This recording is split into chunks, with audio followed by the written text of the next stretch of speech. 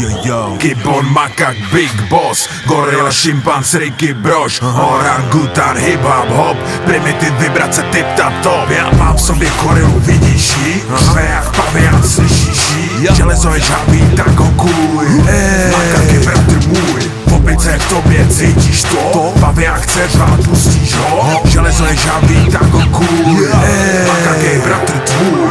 Vypouštím opici, běží ulicí, sleduje jak krade lidem popcorn. Lítá situací hlavou strom, stoly zákazníků ovládá chaos. Říkám jí klidně styl, klidně hormon, ona na to O-E-I-O.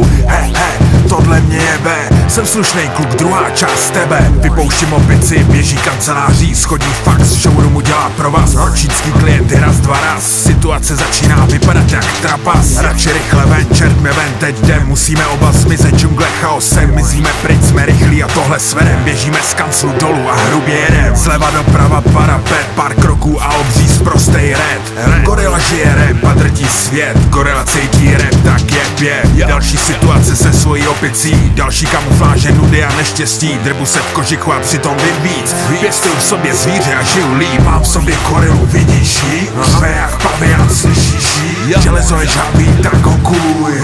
Makak je bratr můj, v opice v tobě cítíš to? Pavian chce řvát, pustíš ho? Železo je žabý, tak ho kůj. Makak je bratr tvůj. Rap. Teď 5 1-8 Vladimír, přicházím jak hurikán Kirill, vojna mír, fans chtějí fotku, tak se smějem sír, zítra si pustíš na webu stream, jak tvoje opice skáče.